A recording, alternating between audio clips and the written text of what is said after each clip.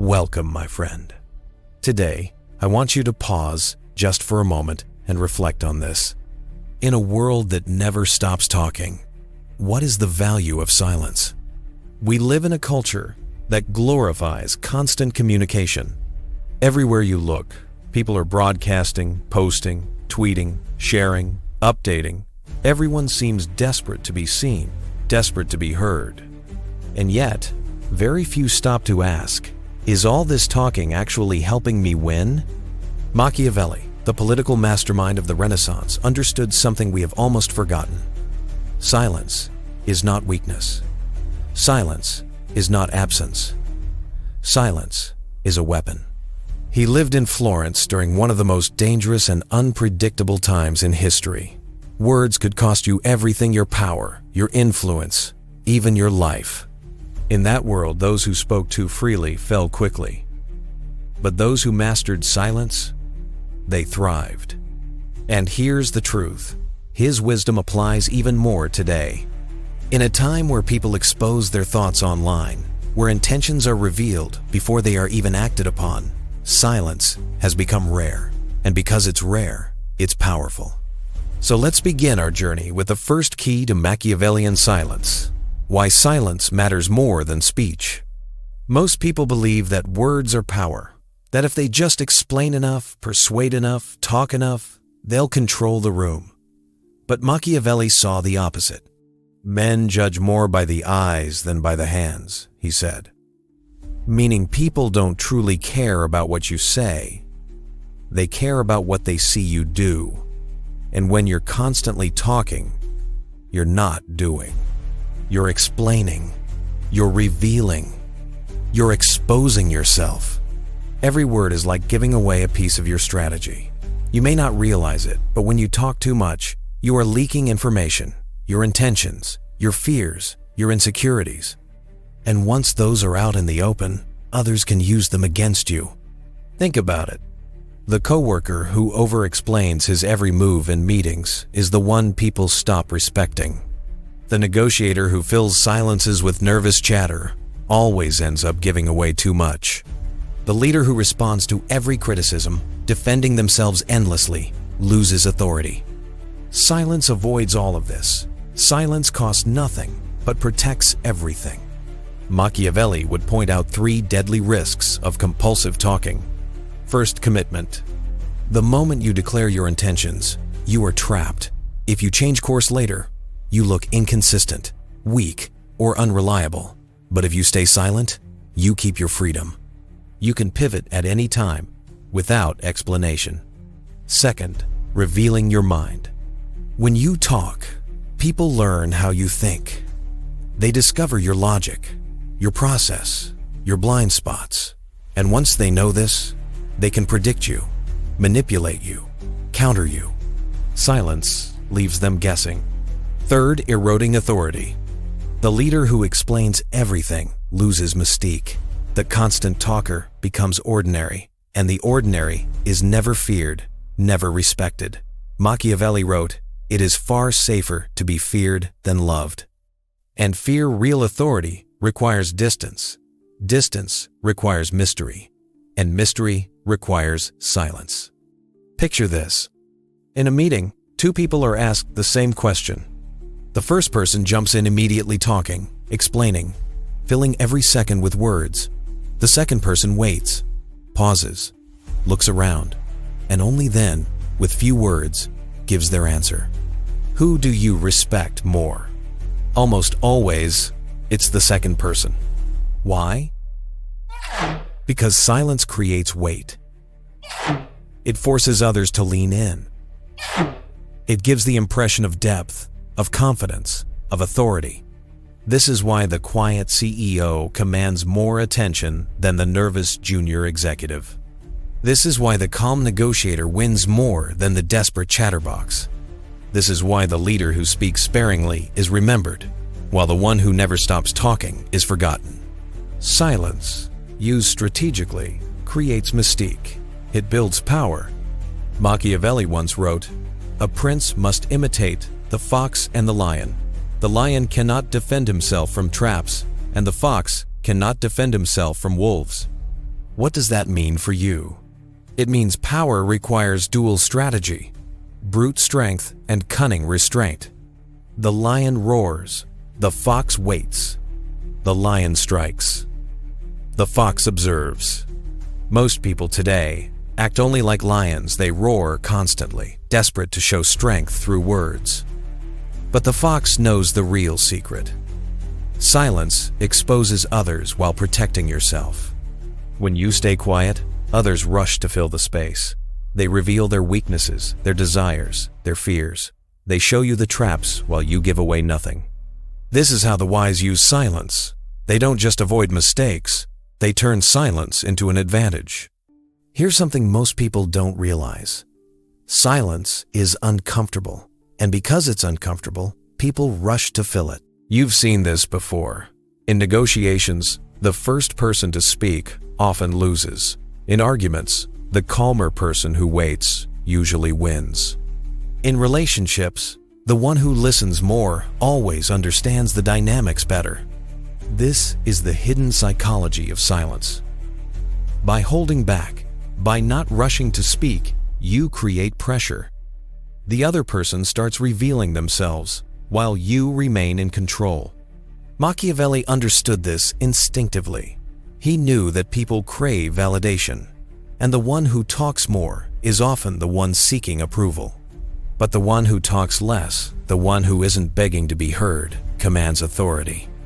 Now, let's compare Machiavelli's wisdom to today's culture. We are constantly told, be transparent, share everything, speak your truth, be authentic. Sounds noble, right? But Machiavelli would call this strategic malpractice. Why? Because oversharing destroys your power. It locks you into positions. It makes you predictable. It strips you of mystique. He would argue that transparency isn't always honesty. It's self-sabotage. The promise you make today becomes the chain that binds you tomorrow. So ask yourself, how much of your power are you giving away simply because you cannot resist the urge to speak? As we close this first part, I want to leave you with a challenge. Today, practice one moment of silence.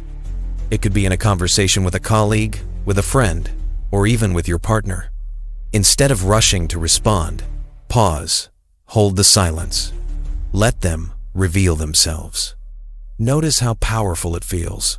Notice how the balance shifts. This is the beginning of Machiavellian silence.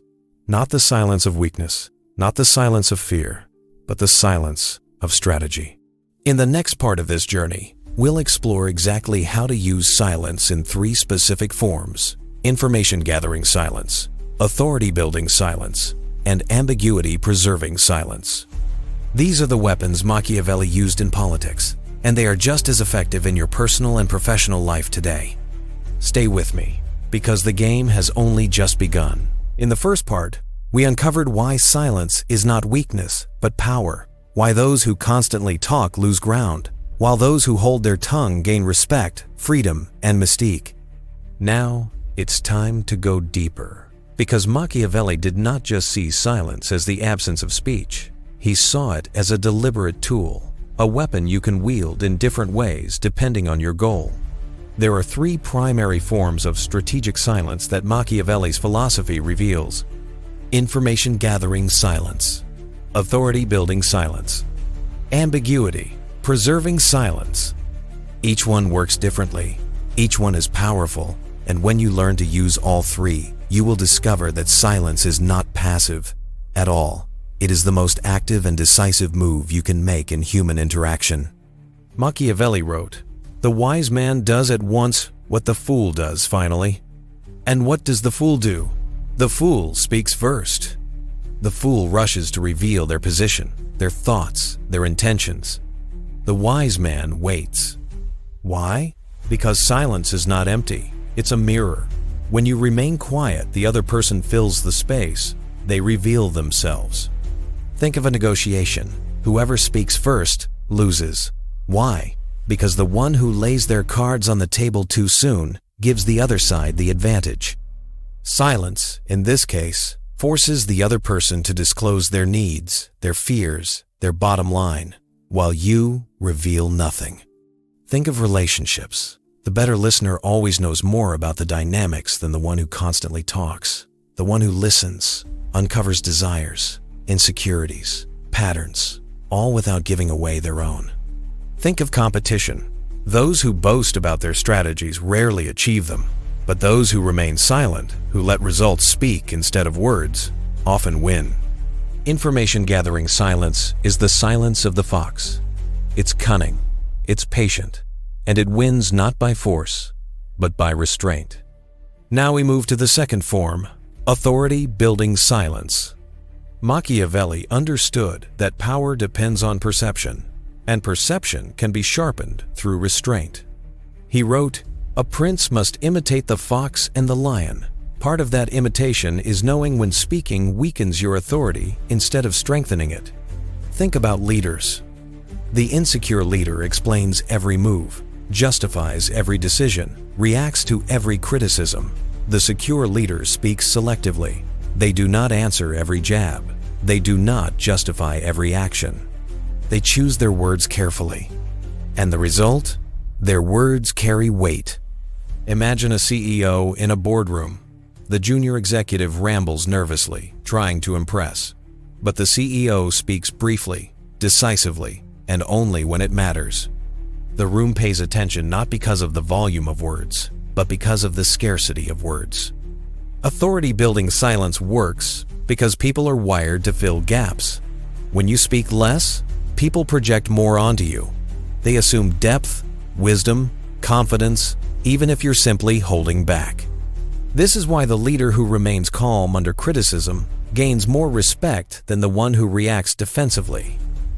This is why the negotiator who holds long pauses seems stronger than the one who rushes to reply. This is why the friend who doesn't overshare every detail feels more mysterious, more magnetic.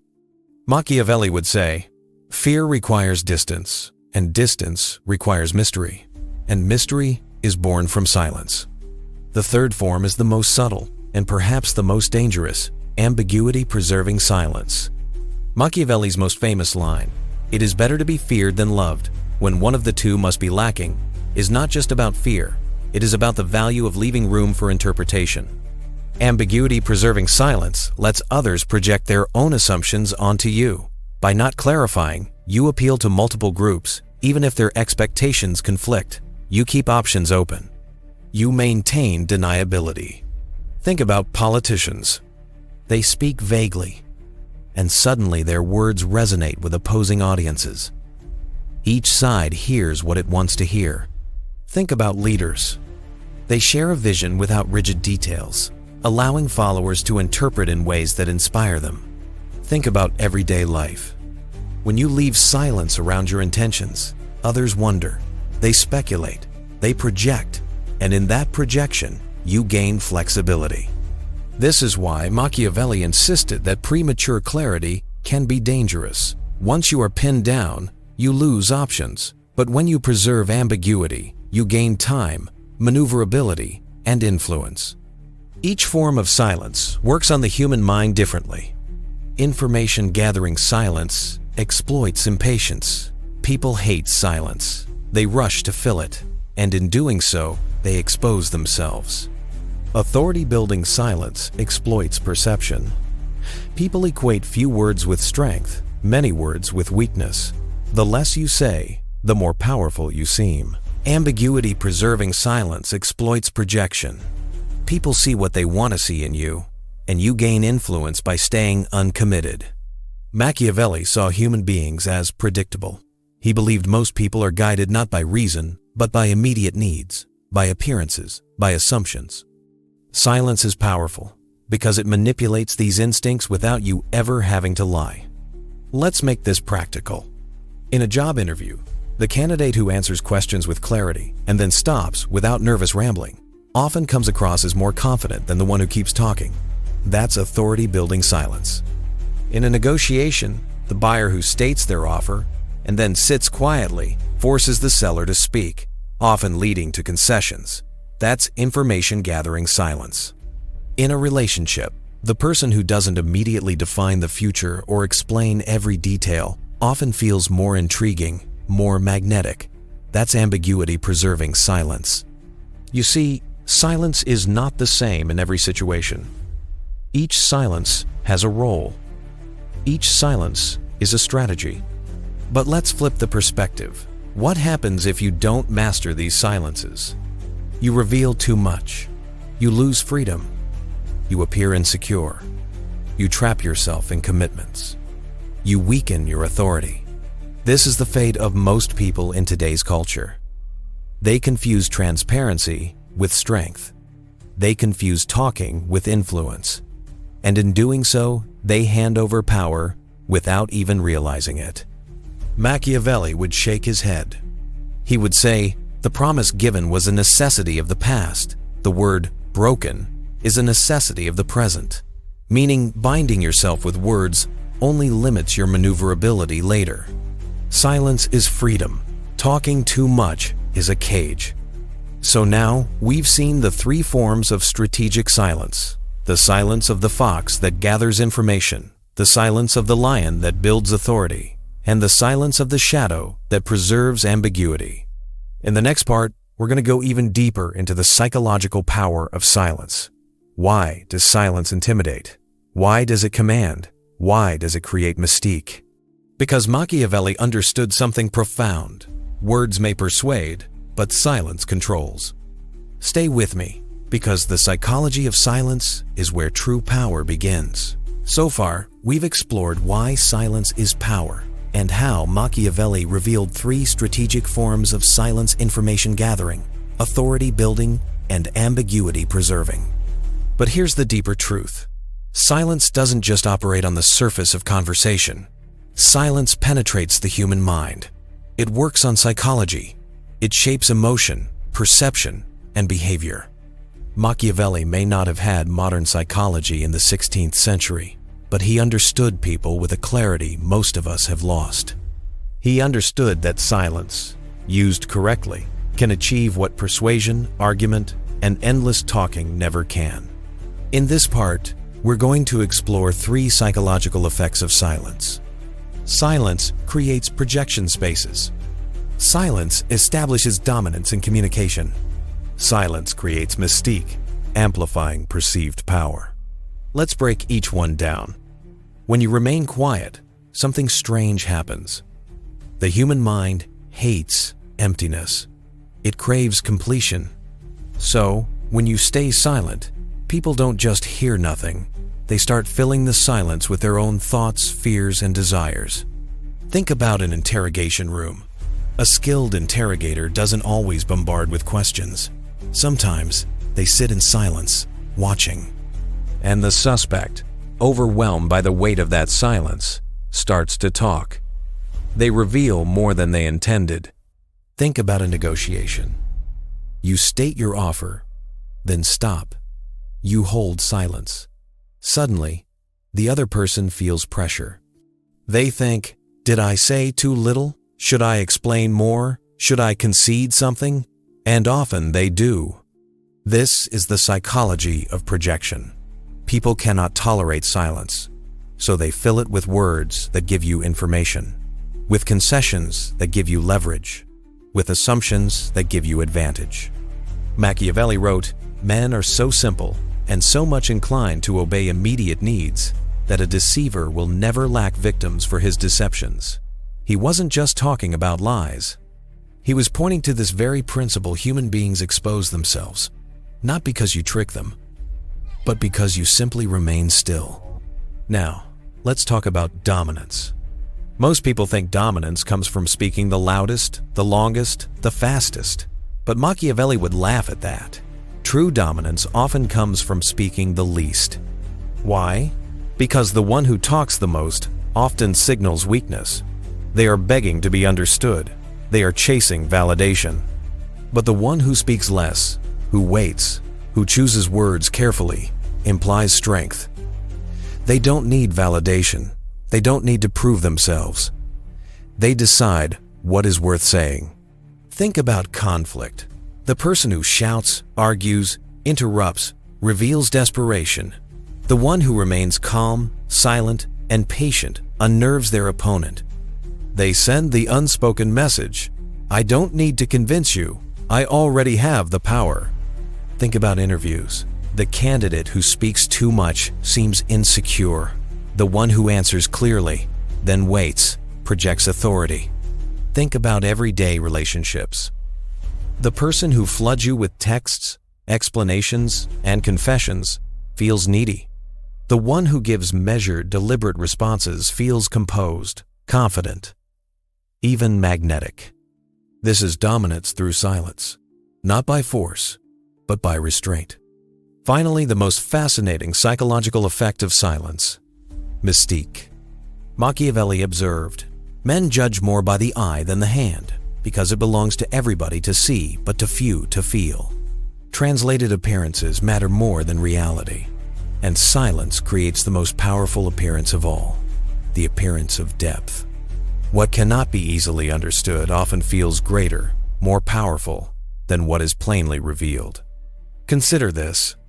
The artist who explains every detail of their work loses mystery. The one who lets people interpret becomes legendary. The leader who reveals every step of their thinking becomes ordinary. The one who shares conclusions but hides the process feels wiser. The person who shares every thought online becomes predictable. The one who speaks selectively feels intriguing, magnetic, extraordinary. Mystique is not about deception, it's about restraint. It's about allowing people to believe there is more beneath the surface, even if the reality is simple. And mystique amplifies power, because what people imagine about you is often more powerful than what they know.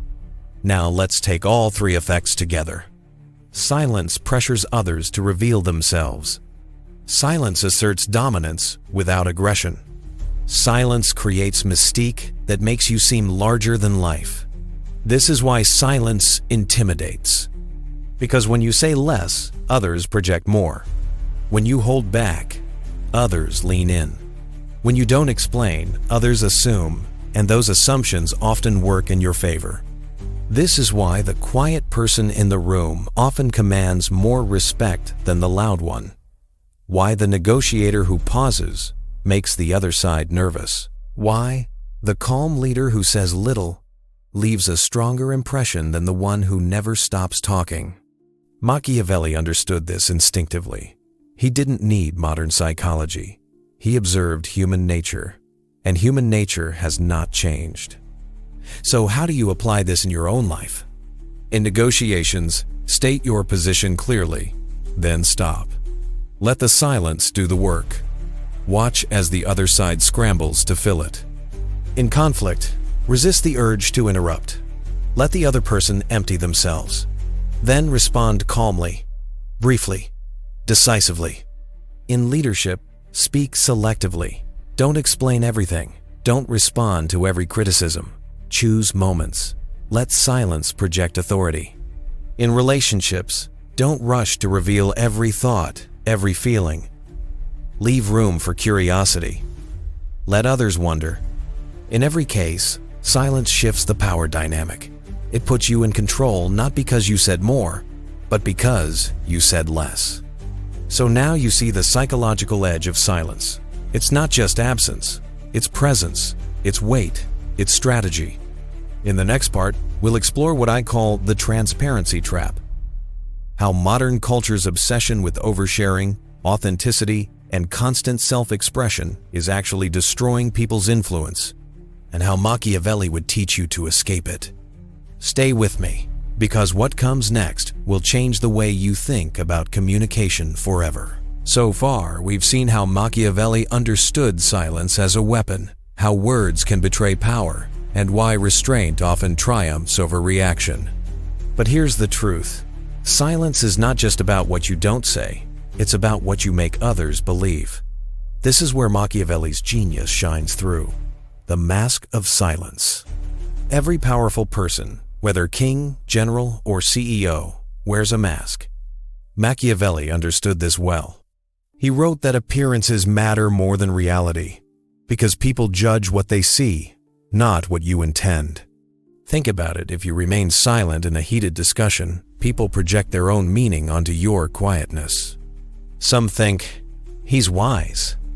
Others think, he's dangerous. And some wonder, what does he know that I don't? That's the beauty of silence. It forces others to write their own story about you, and often that story works in your favor. Machiavelli once observed that it is safer to be feared than loved. Now, does silence make people fear you? Yes, because fear is often born from uncertainty. When people cannot read your intentions, when they don't know whether you approve or condemn, when they can't predict your next move, that's when they hesitate. Imagine two leaders in a negotiation. One talks endlessly, trying to prove himself. The other listens, nods, says little. Who holds more power? It's the quiet one, the one whose motives are unknown. We live in a culture obsessed with over-explaining. You don't just do something, you have to explain why. You don't just decide, you justify, rationalize, apologize. But Machiavelli warns us, explanation is weakness. The moment you explain, you give away your reasoning, your emotions, your vulnerabilities. Silence, on the other hand, leaves people guessing. It protects your logic. It shields your emotions. It gives you the advantage of mystery. Consider Napoleon Bonaparte. When he walked into a room, he often spoke little. His silence was not ignorance, it was strategy. Generals, ministers, even enemies projected greatness onto him because he rarely revealed his thoughts. When he did speak, every word carried weight. Why? Because silence had amplified its value. This is the law of scarcity. The less you give, the more people crave it. Think about your own life. At work, are you the one constantly talking in meetings, filling space with noise? Or are you the one who speaks rarely, but commands attention when you do? In relationships, are you the one who texts back instantly, over-explains, and pours out emotions? Or are you the one who lets silence create curiosity, who allows others to wonder about your inner world? The choice matters because the one who controls silence often controls the dynamic. Here's the paradox. Silence itself can be loud. Machiavelli knew that when a ruler stayed silent, people didn't see emptiness. They saw a mask, and that mask was powerful. Sometimes the mask was wisdom. Sometimes it was cruelty. Sometimes it was divine authority. But always, it gave the ruler control over perception. And perception, as Machiavelli reminds us, is the foundation of power. But here's the hard part. Silence requires discipline. It's easy to speak. It's natural to defend yourself. It feels good to show off knowledge. But the mask of silence means resisting that impulse. It means letting others underestimate you or overestimate you without correcting them. That is not weakness. That is the deepest form of strategy. Here's something you can try. In your next conversation, experiment with the mask of silence. Say less. Hold back. Don't rush to fill the space. Watch what happens. You'll see people become uncomfortable. They'll explain more. They'll reveal things you didn't ask for. And you'll stay calm, hidden, unreadable. That is Machiavelli's power in action. The mask of silence is not just about avoiding words. It's about shaping perception. It's about turning uncertainty into influence. It's about making others reveal themselves while you remain untouchable. This is the lesson Machiavelli leaves us. Silence is not emptiness, it is strategy. And the mask of silence may be the most powerful weapon in your arsenal. Let me ask you something. When you walk into a room, do you realize you're stepping onto a chessboard? Every glance, every word, every silence, it's a move. And like chess, most people don't even know they're playing. They stumble in, speak too quickly, reveal too much, and within minutes, they've lost the game without even realizing it. Machiavelli would never forgive such foolishness. He knew that power is not simply about what you are. It's about what people perceive you to be. And perception, my friend, is everything.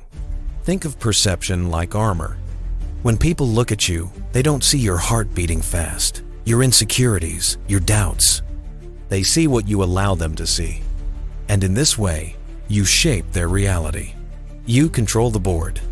This is why silence is so deadly. When you stay quiet, you give others nothing to grip onto. They don't know if you agree, if you disagree, if you admire them, or if you despise them. That uncertainty drives them insane. It makes them reveal more, explain more, justify more. And in the process, you learn everything while they learn nothing. Here's where most people fail. They mistake honesty for strength. They think, if I reveal all of me, people will admire my transparency. But in truth, raw honesty often makes you predictable, vulnerable, and manipulable. It's like playing poker with your cards facing up. Would Machiavelli ever play that way? Of course not. Instead, he teaches us the power of controlled perception. This doesn't mean lying. It means framing. You reveal what you want, when you want, how you want. You craft your image deliberately. You understand that people believe what they see, not necessarily what is true. And let's be clear, this isn't about faking who you are. It's about amplifying what serves you and withholding what weakens you. If you're ambitious, let people see discipline, not desperation. If you're struggling, let people see resilience, not despair. If you're winning, let people see confidence, not arrogance. You are always performing, whether you like it or not. So the real question is, are you directing the performance, or are you just stumbling through the play while others write the script for you? Here's an exercise. Next time you walk into a room, say as little as possible. Observe. Watch how people shift in their seats, how they glance at you, how they test you with words. And instead of rushing to answer, pause. Let the silence hang heavy. I guarantee you someone will speak just to break it. And when they do, you'll know who is weak and who is strong. Machiavelli reminds us, the world doesn't reward the loudest, it rewards the most strategic. Silence is a move. Ambiguity is a move. Even a simple nod can be a move. Every action is calculated, every response designed. Think of perception like a mask. You choose which mask to wear depending on the situation. In battle, you wear the mask of steel. In negotiation, the mask of patience. In leadership, the mask of vision. And the mistake is believing the mask makes you fake. No, the mask makes you effective. Now listen carefully, because this is the hidden truth. People don't want your raw, unfiltered reality. They want the version of you that fits their narrative. So, you give them just enough to keep them guessing. Never the whole story. Never the full hand. Think of great leaders throughout history. Caesar, Napoleon, even modern icons. Did they ever reveal every doubt, every weakness, every thought? Number, they cultivated mystery. They let perception do the heavy lifting. And that is why their presence lingered long after they left the room. And here's the paradox. By controlling perception, you actually gain freedom. Why? Because you're no longer a slave to approval. You no longer feel the urge to explain yourself to everyone. You no longer dance for validation. You know the truth, and you decide which pieces of it to share. So remember this law of Machiavellian strategy. The board is always in play. Every room you enter, every word you speak, every silence you hold, it's all part of the game. You can be the pawn who moves blindly, or you can be the player who sees 10 moves ahead. And in this game, perception is not just important. It is the game. We've come a long way. We've spoken about presence, about silence, about control, and about perception. Now, it's time to tie it all together. Because in the end, this game of life comes down to one question.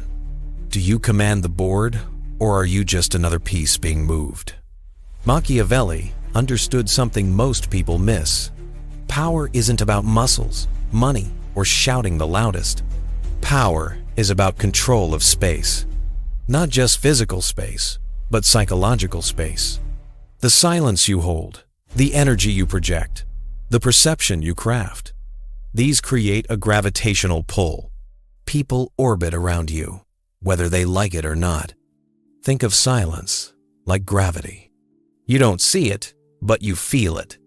It bends the room around you. It forces others to react, to fill in the blanks, to adjust themselves to you. And that, right there, is real power. When others are calculating around your presence, while you simply stand still. Now, let's dismantle the final illusion. Most people think winning means doing more, working harder, talking faster, explaining endlessly. But Machiavelli would laugh at that. Because true victory doesn't come from excess. It comes from precision, from knowing exactly when to act and when to hold back. Consider the wolf. A wolf doesn't chase every rabbit, doesn't bark at every sound. It moves with calculation. When it attacks, it doesn't waste energy. It strikes once, decisively. And the pack follows. That is the silence of strength. You see, there's a reason silence intimidates. It suggests control. It suggests knowledge. It suggests you don't need to prove anything. And in a world where everyone is screaming for attention, the one who speaks least often is the one who gets listened to the most. This is why leaders, true leaders, rarely rush to speak. They let others argue, debate, reveal their weaknesses. Then, when the room is drowning in noise, they deliver a single sentence that cuts through like a blade. And suddenly, all lies turn. That, my friend, is the silence that wins. But let me give you the harsh truth. This silence, this power, comes with discipline. You cannot master it if you're desperate for validation. You cannot master it if you always need to explain yourself. You cannot master it if you're addicted to noise. You must learn to sit with the weight of your own stillness, to trust that silence doesn't make you invisible. It makes you undeniable. So here is your final challenge. This week, in every conversation, cut your words by half. Listen twice as much. Observe twice as deeply. When someone challenges you, resist the urge to explain, let silence answer for you. When someone pressures you, let them squirm in the pause before you reply. And when you finally speak, let every word land with precision. Do this, and you will notice something remarkable. People lean in. They chase your approval. They respect your restraint. Because silence forces them to confront their own noise. This is the last secret Machiavelli would whisper into your ear. The world is not ruled by those who scream the loudest. It is ruled by those who can sit in silence, make others reveal themselves, and strike only when it matters. So, when you walk into the next room, don't rush to speak. Don't rush to prove. Simply hold your ground. Let silence hang heavy. And watch as the board shifts in your favor. Because in the end, the game isn't won by the ones who move the fastest. It's won by the one who moves last. And that is the silence that wins.